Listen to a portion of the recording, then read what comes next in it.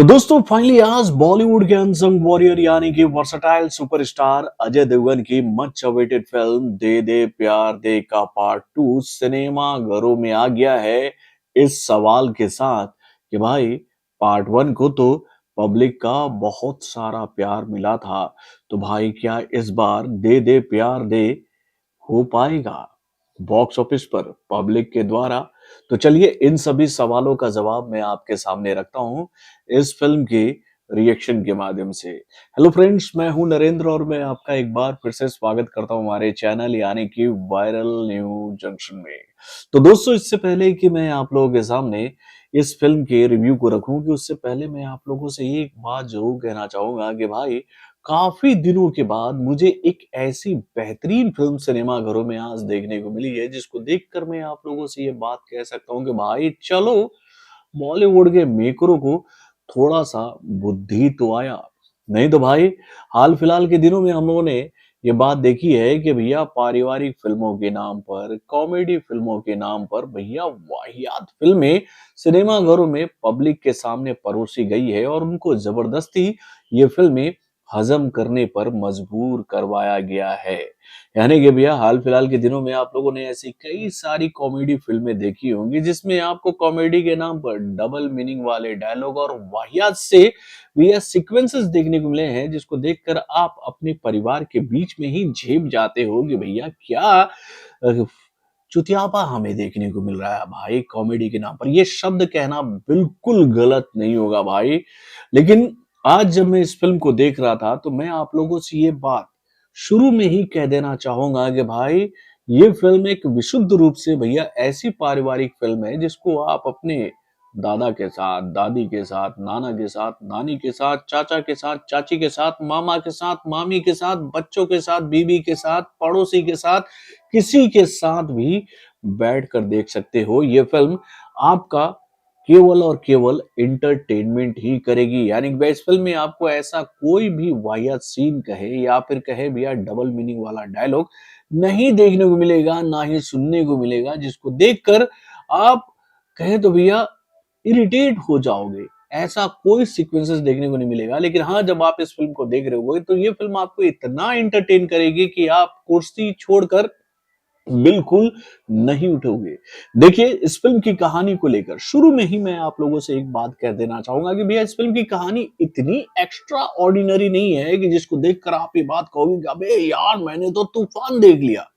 एक सिंपल सी कहानी जिसका एग्जीक्यूशन इतनी शानदार तरीके से किया गया है कि भैया उसको देखकर आप ये बात कहोगे कि भाई फिल्म की कहानी तो मुझे स्टार्ट टू एंड आराम से समझ में आ गई, लेकिन इस फिल्म को प्रेजेंट करने का तरीका मुझे काफी पसंद आया है। बहुत ही शानदार फिल्म बनकर आई है मेरे भाई।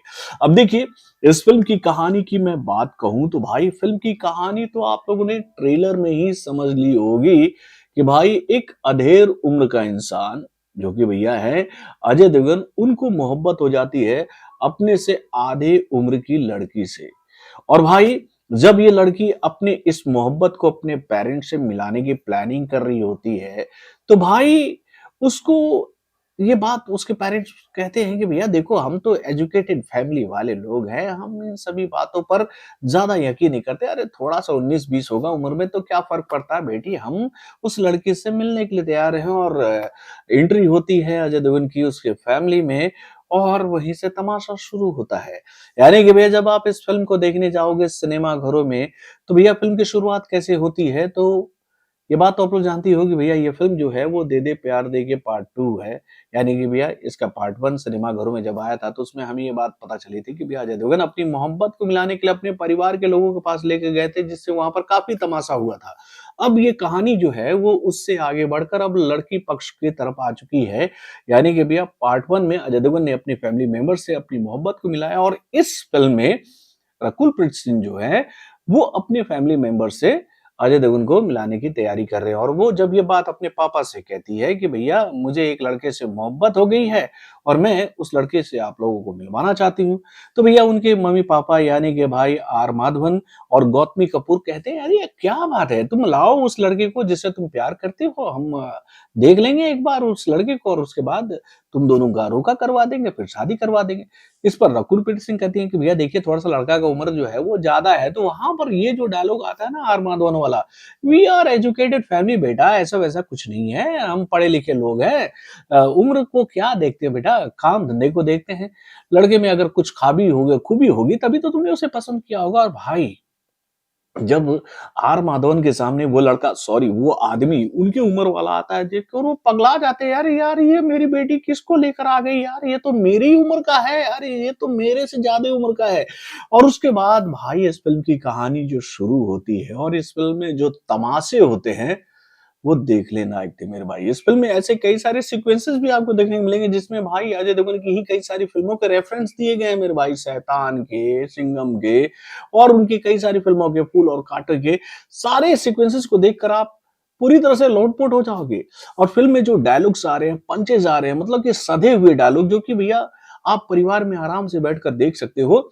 वो सीन्स इतने शानदार हैं कि मजा आ रहा था। चाहे हम बात करें भैया आर माधवन की या फिर हम लोग बात करें भैया गौतमी कपूर की या फिर हम लोग बात करें भैया मिजान जाफरी की या फिर हम लोग बात करें भाई जावेद जाफरी की। ये जितने भी सपोर्टिंग कैरेक्टर इस फिल्म को संभाल रहे थे ना वो तो काफी शानदार तरीके से संभाल ही रहे थे। उसके साथ भाई अजय देवगन जैसे मजे हुए कलाकार जिस फिल्म में उस फिल्म में उनका परफॉर्मेंस देखने को नहीं मिलेगा ऐसा होगा क्या। तो भाई एक तरफ ये सारे कलाकार अपना बेहतरीन प्रदर्शन दिखा रहे थे तो दूसरी तरफ भैया अजय देवगन और रकुल प्रीत सिंह की जोड़ी इस फिल्म को और भी ऊपर ले जा रही थी अपने उम्दा परफॉर्मेंस से। यानी कि भाई स्टार्ट टू एंड इस फिल्म की कहानी इतनी कसी हुई है कि उसको देखकर आपके दिमाग में भी यही सवाल उठ रहा होगा कि भाई जब अजय देवगन पहुंचते हैं रकुल प्रीत सिंह के फैमिली में और वहां से जब कहानी शुरू होता है इस तरीके से कि भैया कैसे भी इस लड़के से इस आदमी से अपनी बेटी को दूर किया जाए यानी कि आर माधवन और उनकी पत्नी ये प्लानिंग करते हैं कि कैसे भी करके अपनी बेटी का मन बदला जाए और उसको किसी और तरफ डाइवर्ट किया जाए और डाइवर्ट करने के लिए किसको लाया जाता है फिल्म में तो भैया मिजान जाफरी को। तो भाई क्या रकुल प्रीत सिंह का प्यार जो है वो डाइवर्ट होता है? क्या अजय देवगन आर माधवन को और उनकी बीवी को समझा पाते हैं? क्या मिजान जाफरी जो है वो वाकई में दिल जीत लेते हैं रकुल प्रीत सिंह का या फिर भैया कहानी लटकते अटकते जाकर अंत में सेटल होती है कि नहीं। ये बात समझने के लिए आपको इस फिल्म को देखने जाना पड़ेगा सिनेमाघरों में। तो दोस्तों वाकई में फिल्म की कहानी बहुत ही शानदार है और इस फिल्म का डायरेक्शन अंशुल शर्मा ने बहुत ही बेहतरीन तरीके से किया। यानी कि भैया उनके दिमाग में जो कॉन्सेप्ट था इस फिल्म को लेकर उन्होंने भैया प्रॉपर वे में इस फिल्म को उठाया है और भैया पब्लिक के बीच में दिखाया है अपने इस शानदार डायरेक्शन से। देन उसके बाद भैया फिल्म के गाने भी काफी अच्छे थे। मतलब ये सिचुएशन के हिसाब से जो गाने हम लोग के सामने रखे गए वो गाने भी काफी अच्छे लग रहे थे और फिल्म का बीजीएम भी काफी अच्छा था। तो भैया ओवरऑल फिल्म को लेकर मैं आप लोगों से यही बात कहूंगा कि भैया एक शानदार पारिवारिक फिल्म जो कि कॉमेडी और कहें तो भैया कुछ ट्विस्ट एंड टर्न से भी भरी हुई है जो कि आपको क्लाइमेक्स में देखने को मिलेगा। वो आई हुई है सिनेमाघरों में जो कि आपका केवल और केवल एंटरटेनमेंट करेगी। तो भाई देर मत करो, पहुंच जाओ भैया इस फिल्म को देखने के लिए सिनेमाघरों में। ये फिल्म आपका दिल ही जीतेगी, ये बात मैं आप लोगों से कह सकता हूँ।